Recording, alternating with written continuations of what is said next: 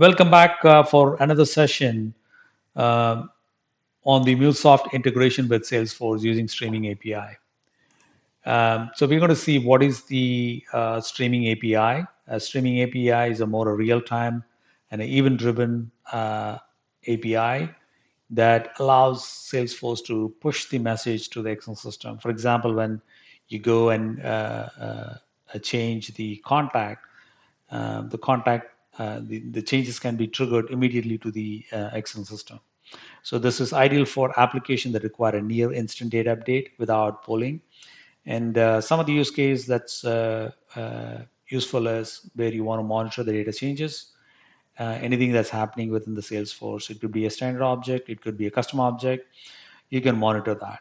So also it allows to do a data synchronization with the Excel system in a near real time, and also it can do an alert the systems um, as as the event occurs in the system. Okay. How does the streaming API works? This basically has it's an event-driven architecture where you have a Salesforce as a publisher. As and when the event happens, it publishes a message to the queue, and there will be a consumer to consume that message and then process it downstream. So that's the whole thing. So we have multiple different uh, types are there. One is push topic. Push topic is more customizable, where you write a SQL statement, and then you want to publish that the output to the queue.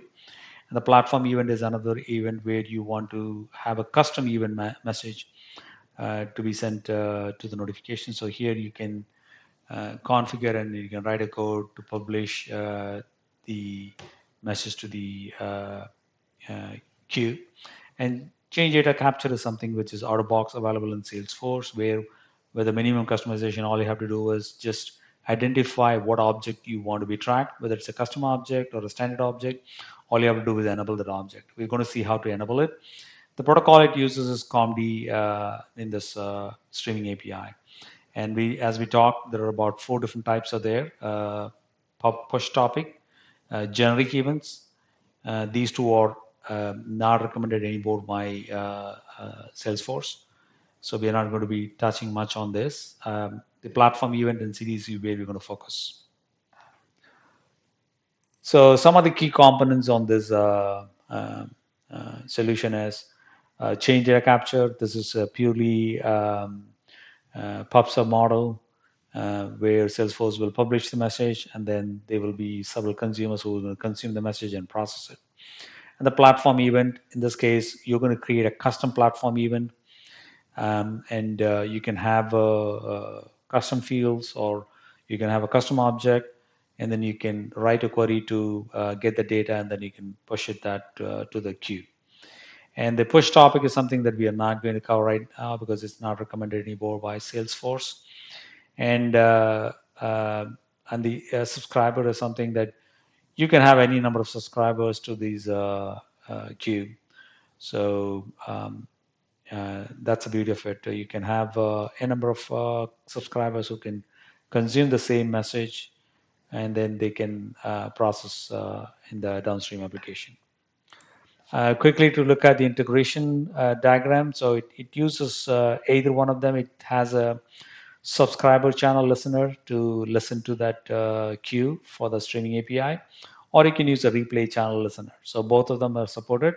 We're going to see that in the MuleSoft code. And the implementation step, first we need to set up the Salesforce connector. So there is a key, the token that you have to generate.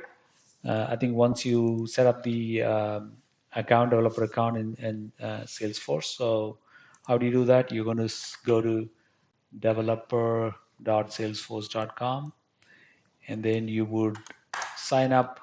So you would basically create an account for yourself. So you're going to sign up, or I think it's you have to log in. I think you create an account. Once you create an account, then you will have once you log in, you basically have to go here and then look at setting, and then go to your token, reset my security token. So you're going to click this, and then it's going to generate a token, send an email to you, and then you need the token for Salesforce connector configuration. It needs a username, password, and the token. So these three things are needed for the configuring the Salesforce connector. The next one is the CDC. So whatever the object that you want to track in CDC, enable it. You will have to go here and go to change, or I think I need to go to setup, and here change. You're going to go to change data capture. Now in the change data capture, you will see all the list of objects that is there in the left side. You're going to select that object and then move it to the right to track what are the things that you want to enable the CDC for those objects. So these are the objects that I've enabled now. So accounts and contacts as a standard object. Employee is a custom object. Wherever you see dash dash C, this is a custom object. Okay. So we're going to see contact and the employee, how the messages are going to be published when you make a change to that object in the Salesforce. Okay, with that, we are going to switch to Salesforce, MuleSoft Anypoint Studio. So this is where you write the code. So first thing what I'm going to do is I'm going to create a folder. You will have to go click here and then go create a folder. Inside the folder, you're going to create a config file. So config file is going to have all your credentials. So I will not be able to show you this file, but it basically has all my password and everything for the configuration. So once this is configured, I'm going to go to the global config. So how I'm going to create a global config is right click and then go and create a new file, and then you're going to say mule config. So this is where you're going to say global config.xml. Once you create this file, you have a file like this. You're going to go here. You're going to first create a Salesforce connector. And the Salesforce connector, so if you see this, I'm using a basic authentication, by the way. And then you're going to select the Salesforce configuration that we did in the pre-screen. And what you're going to do here is you're going to use username, password, and the token. And the URL is going to automatically come up. And these values are going to come from the property file. Okay. And this is the property file that we are going to tell the system to look at this property file and get those values. Okay.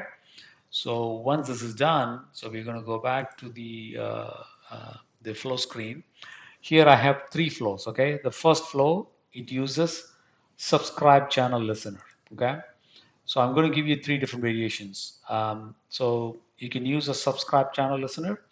You're going to select the configuration, then you're going to select the streaming channel. So the streaming channel, whatever that you have enabled, all of them will show up here. So we enabled for account, contact, employee, right? So we're going to use the contact change, and all we're doing is once we get the message, we are using the data view, going to extract the payload, and they're going to display it in the log. Okay. Now let's go to the second flow. The second flow uses a replay channel. Okay. This is another way of getting the message from the queue. So it needs a streaming channel again. So the streaming channel will be what are the channel that you've enabled.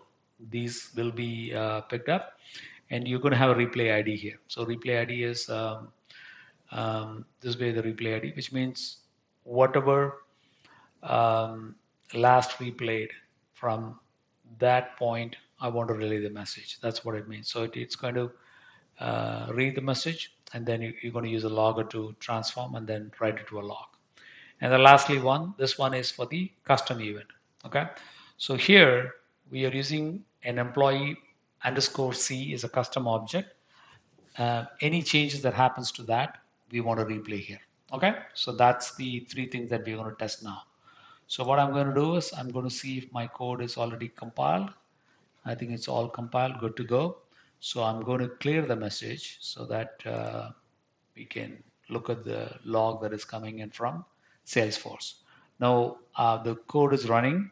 All I'm going to do is I'm going to go to Salesforce, and then we are going to update the uh, contact. When I update, you will see the messages flowing through both the flows. The first flow using subscribe channel listener, the second flow using a replay channel listener. So which means I'm doing uh, an update to the contact object in Salesforce once, but there will be two messages because there are two subscribers using two different uh, uh, activity to connect to Salesforce. Okay, so let's go to the Salesforce now. So I'm going to go to service and go to contact, and I'm going to go to the first one, and here I'm going to update the phone number. So I'm going to say,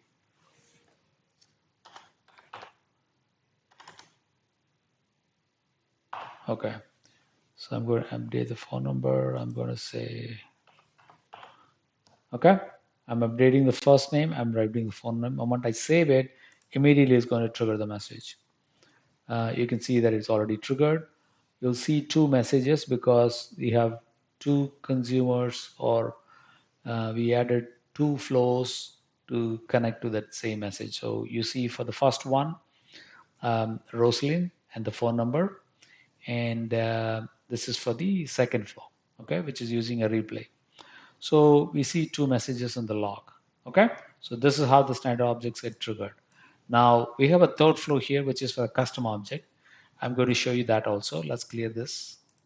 So let's go back to Salesforce. Now this time I'm going to use employee. This is the custom objects. So by the way, it's very easy to create a custom object in Salesforce. All you have to do is go to, just a minute. So you're going to go to Object Manager, click New Object, and here you can say, let's say you want to track drivers.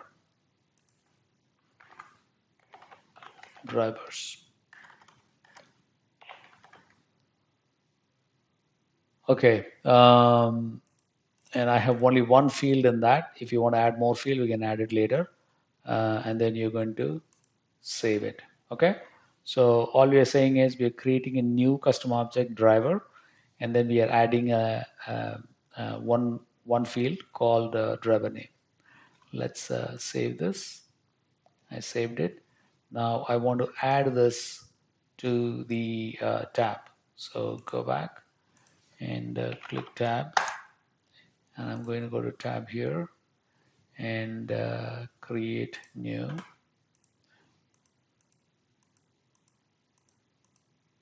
It should come up now. Let's see. Oh, sorry, I was looking at the wrong place. Okay, so it came up. I'm going to select books, just a tab style, just to create. Once I do that, now click next. Now all I wanted is I want to see only in the service tab. Add this here and save it. And that's it. You should have the custom object now. So let's go back again, service. Now you can see there is a new tab, which is drivers. Okay, that's how you go and create a custom object. So now we're going to go back to the employee. So this is where we want to test. Now I'm going to change the employee name and the email address. So I'm going to say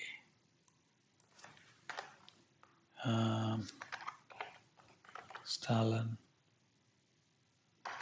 Raj Stalin@gmail.com. Okay, I'm updating the employee name and the email address, and you don't see any message here. So moment I save it, you'll see that it's getting fired. Oh, immediately it got game. See, this is what the custom event that we have, and you can see the message here. So hope you guys are able to follow through and complete this exercise also. Appreciate you guys joining, and appreciate if you guys can subscribe my channel and like my channel too. Thank you.